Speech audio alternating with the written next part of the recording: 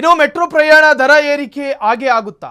ಪ್ರಯಾಣ ದರ ಏರಿಕೆಗೆ ಪಟ್ಟು ಹಿಡಿದ ಬಿಎಂಆರ್ಸಿಎಲ್ ಮುಂದಿನ ಮಂಡಳಿ ಸಭೆಯಲ್ಲಿ ನಿರ್ಧಾರ ಆಗುತ್ತಾ ಮೆಟ್ರೋ ಪ್ರಯಾಣ ದರದ ಭವಿಷ್ಯ.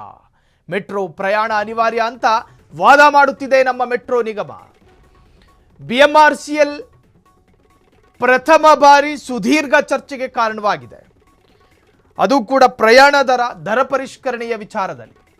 ಮುಂದಿನ ಮಂಡಳಿ ಸಭೆಯಲ್ಲಿ ನಿರ್ಧಾರ ಆಗುತ್ತಾ ಮೆಟ್ರೋ ಪ್ರಯಾಣ ದರ ಭವಿಷ್ಯ. ಮೆಟ್ರೋ ಪ್ರಯಾಣ ಅನಿವಾರ್ಯ ಅಂತ ವಾದ ಮಾಡುತ್ತಿದೆ ನಮ್ಮ ಮೆಟ್ರೋ ನಿಗಮ. ಯಾವುದಕ್ಕೂ ಸಾಲುತ್ತಿಲ್ವಂತೆ ಮೆಟ್ರೋದಿಂದ ಬರುತ್ತಿರುವ ಆದಾಯ. ಹೀಗಾಗಿ ಮುಂದಿನ ಆಡಳಿತ ಮಂಡಳಿ ಸಭೆಯಲ್ಲಿ ಟಿಕೆಟ್ ಹೈಕ್ ಬಗ್ಗೆ ಚರ್ಚೆಗಳಾಗ್ತವೆ.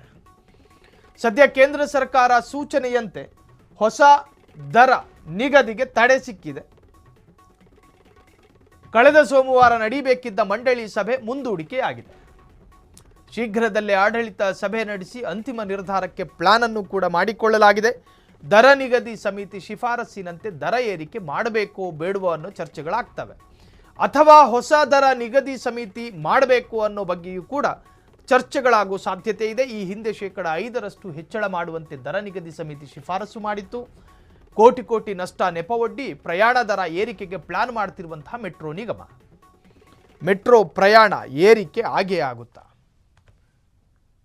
ರಾಜ್ಯದಲ್ಲಿ ಈ ಬಿಎಂಆರ್ಸಿಎಲ್ ಮೆಟ್ರೋ ನಿರ್ವಹಣಾ ಈ ಒಂದು ಸಂಸ್ಥೆ ಸುದೀರ್ಘವಾಗಿ ಚರ್ಚೆಗೆ ಕಾರಣವಾಗಿದೆ ಇದೇ ಬಾರಿ.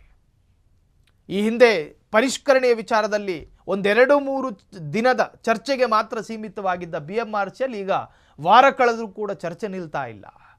ಕೇಂದ್ರ ಸರ್ಕಾರದ ಮೇಲೆ ರಾಜ್ಯ ಸರ್ಕಾರ, ರಾಜ್ಯ ಸರ್ಕಾರದ ಮೇಲೆ ಕೇಂದ್ರ ಸರ್ಕಾರ.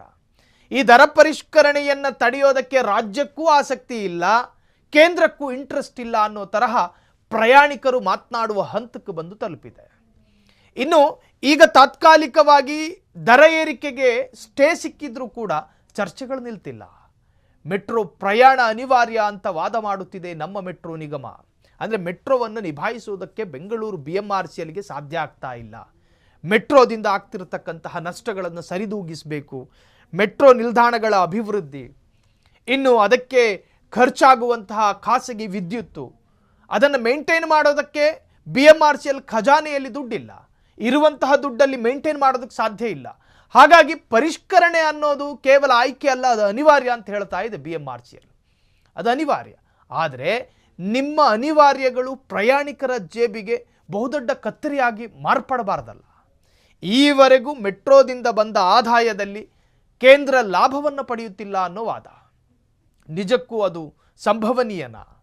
ಮೆಟ್ರೋ ಪ್ರಯಾಣ ಅನಿವಾರ್ಯ ಅಂತ ವಾದ ಮಾಡುತ್ತಿದೆ ನಮ್ಮ ಮೆಟ್ರೋ ನಿಗಮ. ಯಾವುದಕ್ಕೂ ಸಾಕಾಗ್ತಾ ಇಲ್ಲ ಮೆಟ್ರೋದಿಂದ ಬರ್ತಿರ್ತಕ್ಕಂತಹ ಆದಾಯ. ಹೀಗಾಗಿ ಮುಂದಿನ ಆಡಳಿತ ಮಂಡಳಿ ಸಭೆಯಲ್ಲಿ ಟಿಕೆಟ್ ಹೈಕ್ ಬಗ್ಗೆ ಚರ್ಚೆಯಾಗುವ ಸಾಧ್ಯತೆ ಇದೆ. ಒಟ್ಟಾರೆ ಕೇಂದ್ರ ಮತ್ತು ರಾಜ್ಯ ಸರ್ಕಾರ ಪರಸ್ಪರ ದೋಷಾರೋಪಗಳಿಂದ ಮುಳುಗು ಹೋಗಿದೆ ಈ ದರ ಪರಿಷ್ಕರಣೆಯ ವಿಚಾರದಲ್ಲಿ. ಬಿಎಂಆರ್ಸಿಎಲ್ರ ಮುಂದಿನ ನಡೆಯ ಮೇಲೆ ಎಲ್ಲರ ಚಿತ್ತ ನೆಟ್ಟಿರುವಂತಹದ್ದು. ಕ್ಷಣ ಕ್ಷಣದ ಸುದ್ದಿಗಳಿಗಾಗಿ ಫ್ರೀಡಂ ಟಿವಿ ಸಬ್ಸ್ಕ್ರೈಬ್ ಮಾಡಿ, ಲೈಕ್ ಮಾಡಿ ಹಾಗೂ ಫಾಲೋ ಮಾಡಿ. ಹೊಸ ಸುದ್ದಿಗಳ ನೋಟಿಫಿಕೇಶನ್ಗಾಗಿ ಬೆಲ್ ಐಕಾನ್ ಮೇಲೆ ಕ್ಲಿಕ್ ಮಾಡಿ.